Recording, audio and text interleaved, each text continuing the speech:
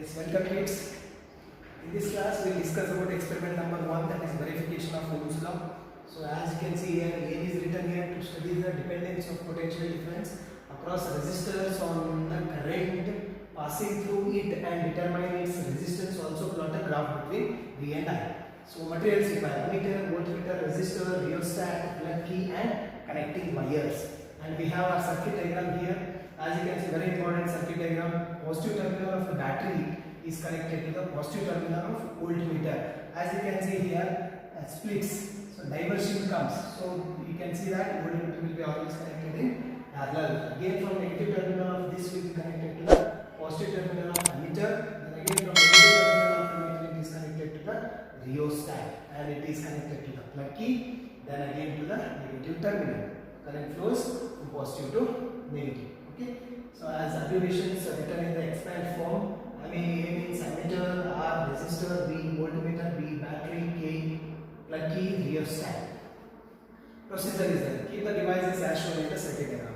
We have to keep and connect them with the connecting wires and keep the key open initially. After all connection, you can see that if you are 100%, then you can insert the key and start. Positive terminal of the battery is connected to the positive terminal of the ammeter. That is very important.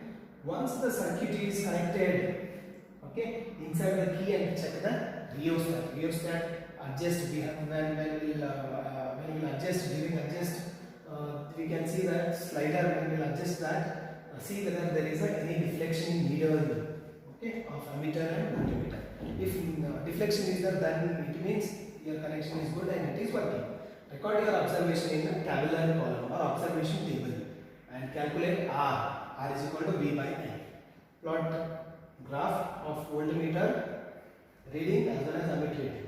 Okay, voltmeter will take it for voltmeter reading will take for x-axis as a x-axis. Then for y-axis we will take a current reading. Okay, right. We will see now the reading. What kind of readings we will get. Yeah, kids. As you can see, this is a rheostat and our DC output, and we have a plug key, and we have ammeter which measures current, and we have voltmeter which measures voltage, and we have a resistance coil. Okay, this resistance coils resistance we will find by using this setup. Okay, rheostat is there. According to circuit diagram, we'll start connect. Okay, we'll start connecting. We'll start with the positive terminal of this and to connect it to a positive terminal of ammeter. Okay, then negative terminal of this is connected to the resistance. Okay, resistance box. Again one more from this, like as we know this is connected in parallel. Okay, voltmeter will be always connected in parallel. As you can see, it is connected parallel like this. Okay, as you can see, it is connected parallel. Then from one more terminal of the resistance we will go to rheostat. Okay, lower end rheostat. And again we will go from the top end, upper end, from this to we will go to plug key, and you can see from plug key we will go to negative terminal of the output source. Okay, battery eliminator. Okay, so now what we will do, we will insert the key. Now the circuit is open. Once I will insert this, then the circuit will be closed. Then electric current will start flowing from positive terminal to negative terminal. So as I will vary here, you can see there is a variation in the ammeter as well as voltmeter. Those readings we will see.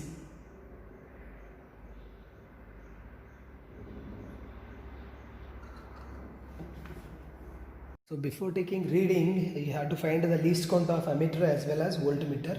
Least count formula is range divided by number of divisions. Okay, as we have found already, ammeter's least count is 0.1, whereas voltmeter's least count is 0.2. So I'll start varying this rheostat. So as you can see, there is a deflection in both. So first reading we got, as you can see here, ammeter 0.2 ampere. We'll write down. And voltmeter also 0.2. Okay, so we got our first reading. So we'll go to next one. This we will increase.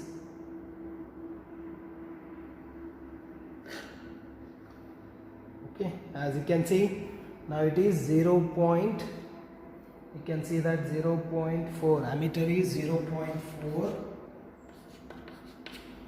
and our voltmeter, it is in second line, means it is also 0.4. Okay, it is also 0.4. We'll take our third reading. Okay, we'll take our third reading. Okay, yes. As you can see here, 1, 2, 3, fourth line. So, okay, voltmeter is 0.8. Voltmeter 0.8, whereas ammeter it is 1. We can consider. Yes, it is 1. Okay, 1.0 we'll consider. So we got our three readings. What we will do from these three readings, we'll take average of this. Before that, we'll find R. As we got V value as well as A value, we know resistance formula R is equal to V by I. We'll insert values, V and I values for three cases also. Then we will find resistance. Okay, in all three cases.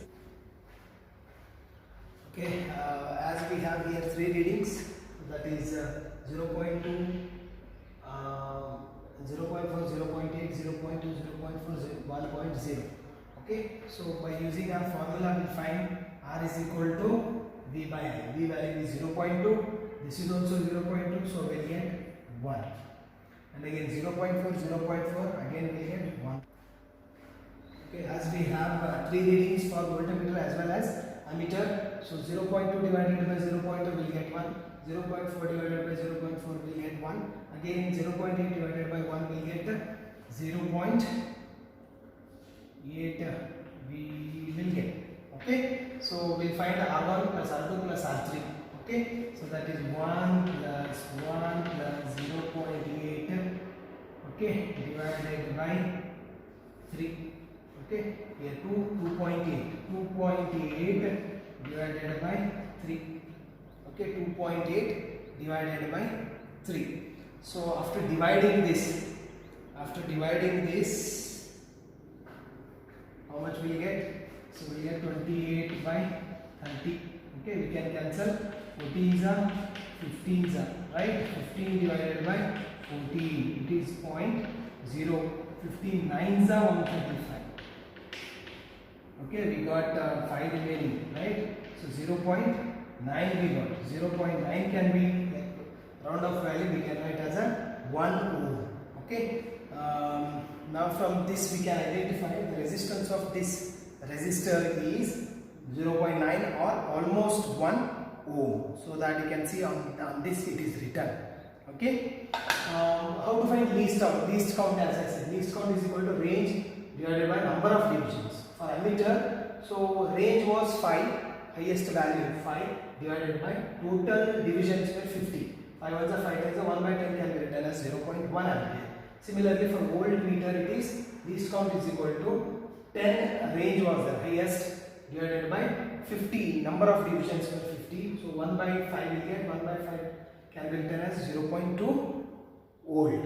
Okay, from this you can easily identify the least count from this formula, and we got all our readings. Right. After this, we'll go for graph. What kind of graph we'll get for verification of Ohm's law? Okay. As we are at the last part of this experiment, that is plotting of graph. Whatever values, whatever readings we got, on that we'll plot the graph. Okay. So scale is very important. In x-axis, as we learned, as we saw that in procedure, voltage or potential difference as x in x-axis, current in y-axis, and you can see scale I have taken x-axis. Okay, 1 volt is equal to 0.2 units, 0.2, 0.4, 0.6, 0.8, and in current also 0.2, 0.4, 0.6, 0.8 and 1. It is not compulsory that to take both same. Okay, so we'll start. So first reading we have got that 0.2 0.2